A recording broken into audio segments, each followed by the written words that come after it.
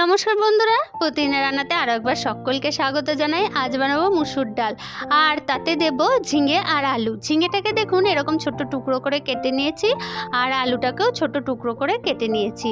আর দেখুন একটা নিয়েছি টমেটো। এরপর গ্যাসে একটা কড়াই বসিয়ে দেব, আর কড়াই দিয়ে দেব 2 চামচ মতো রিফাইন্ড অয়েল। এরপর রিফাইন্ড অয়েলটা গরম হয়ে এলেই এর মধ্যে দিয়ে দেব একটুখানি গোটা জিরে। গোটা জিরেটা একটু ভাজা হয়ে গেলেই আমি এতে দিয়ে দেব একটা মাঝারি সাইজের পেঁয়াজ। পেঁয়াজটাকে আমি ছোট ছোট টুকরো করে কেটে নিয়েছি, খুব মিহি না, একটুখানি ছোট্ট টুকরো করে কেটে নিয়েছি। এরপর পেঁয়াজটাকে হালকা করে ভেজে নেব। পেঁয়াজটা হালকা ভাজা হয়ে গেলেই আমি এতে দিয়ে দেব আদা রসুন, যেটা আমি আগে থেকে গ্রেট করে রেখেছিলাম। এরপর আদা রসুনটাকে দিয়ে ভালো করে ভেজে নিচ্ছি। দেখুন মুসুরির ডাল কিন্তু খুব স্বাস্থ্যকর, আর এতে অনেক গুণাগুণ রয়েছে। বাচ্চাদেরকে খাওয়াতে পারেন, খুব স্বাস্থ্যকর। আর এটা এভাবে বানিয়ে নিলে আরও হেলদি ও টেস্টি হয়ে যাবে। ঝিঙে দেওয়া আছে, আলু দেওয়া আছে, সবজি তো সকলের জন্যই খুবই ভালো, তাই একবার বানানোর অনুরোধ রইল। খুব ভালো হয়েছিল খেতে। এরপর এর মধ্যে দিয়ে দিচ্ছি টমেটোটাও আমি কুচি করে কেটে নিয়েছি। এবার টমেটোটা দিয়ে হালকা করে নেড়েচেড়ে ভেজে নেব। তেলের পরিমাণটা খুবই কম আছে, তাই বাচ্চা থেকে বড় এবং বয়স্ক সকলকেই দিতে পারেন, খুব ভালো।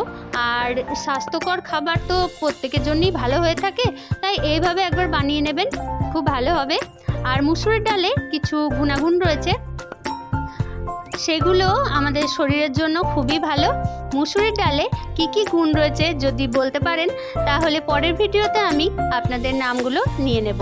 এরপর দিয়ে দিচ্ছি এর মধ্যে কেটে টুকরো করে রাখা ঝিঙেটাকে আমি হালকা ভেজে নেব। ঝিঙেটা দেওয়ার পর একটু নেড়েচেড়ে হালকা করে ভেজে নেব। দেখুন এই ডালটা খুবই স্বাস্থ্যকর। আর এর মধ্যে এরপর দিয়ে দিচ্ছি আলুটা আর ঝিঙেটা কিন্তু আমি ভালো করে ধুয়ে নিয়েছিলাম। এরপর সমস্ত সবজিগুলোকে হালকা হাতে নেড়েচেড়ে কষিয়ে নেব। গ্যাসের ফ্লেমটা কিন্তু একদমই লোতে রাখবেন, না হলে কিন্তু সবজিগুলো পুড়ে যেতে পারে। যে বলতে পারবেন এই মুসুর ডালের মধ্যে কি কি গুণাগুণ রয়েছে, তার নামটা আমি কিন্তু পরের ভিডিওতে নেব। এরপর দেখুন দিয়ে দিচ্ছি লবণ, আর কালারের জন্য দিয়ে দিচ্ছি হলুদ। এরপর হলুদ আর লবণটা দিয়ে ভালো করে কষিয়ে নেব। ঝিঙেতে কিন্তু লবণ দেওয়ার পর জল বের হবে, তাতেই কিন্তু অনেকটা ঝিঙেটা নরম হয়ে আসবে। গ্যাসের ফ্লেমটা লোতে রেখেই সমস্ত কষানোটা কষিয়ে নেবেন। গ্যাসের ফ্লেম যেন বাড়িয়ে দেবেন না, তাহলে পুড়ে যেতে পারে, ভালো করে কষানো হবে না। এরপর দিয়ে দিচ্ছি এর মধ্যে কাশ্মীরি লঙ্কার গুঁড়ো। আপনারা না চাইলে নাও দিতে পারেন কাশ্মীরি লঙ্কার গুঁড়োটা, যদি বাচ্চাদেরকে দেন তো কাশ্মীরি লঙ্কার গুঁড়োটা স্কিপ করে যেতে পারেন। এরপর এর মধ্যে দিয়ে দেব জিরে গুঁড়ো। এরপর আমি এগুলোকে আরও একবার ভালো করে কষিয়ে নেব। এইভাবে কষাতে থাকলেই দেখবেন ঝিঙে আর আলুটা অনেকটাই নরম হয়ে গেছে।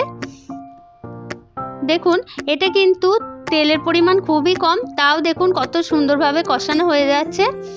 গ্যাসের ফ্লেমটা কমিয়ে করবেন, তাহলে দেখবেন ভালোভাবেই রেডি হবে। এরপর ডালটাকে ভালো করে ধুয়ে নিয়েছি, ডালটাও আমি এতে অ্যাড করে নিচ্ছি। ডালটাও এর মধ্যে দিয়ে দিচ্ছি।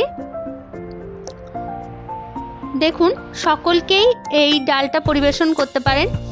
আর ডাল কিন্তু স্বাস্থ্যের জন্য খুবই ভালো। আর বাচ্চাদেরকে প্রতিদিন যদি ডাল খাওয়ান, বাচ্চাদের শরীরে রোগ প্রতিরোধ ক্ষমতাও গড়ে উঠবে।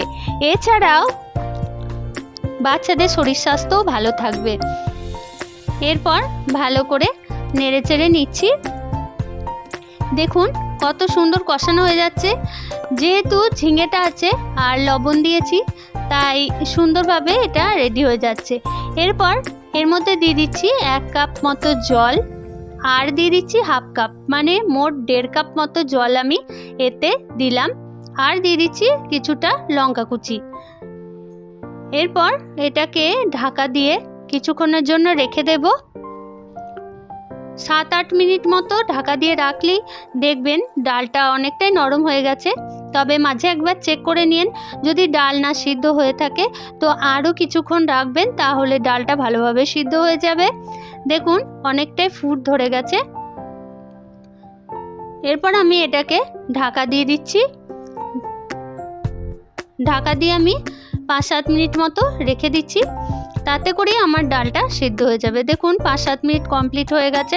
এরপর আমি দেখি ডালটা সিদ্ধ হয়েছে কি না। গ্যাসের ফ্লেমটা কিন্তু মিডিয়ামে আছে।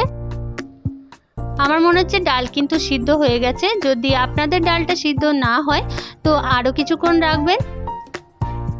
দেখুন কত সুন্দর হয়েছে, কত ভালো হয়েছে।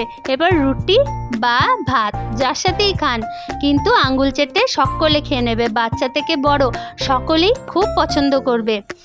খুব ভালো হয়েছিল খেতে, তাই বারবার বলবো বানিয়ে খান ও সকলকে খাওয়ান। এই সুস্বাদু ডাল এবং স্বাস্থ্যকর এই খাবার কিন্তু সকলের পছন্দ হবে আর সকলে কিন্তু আঙ্গুল চেটে খাবে। ধন্যবাদ সকলকে ভিডিওটি দেখার জন্য।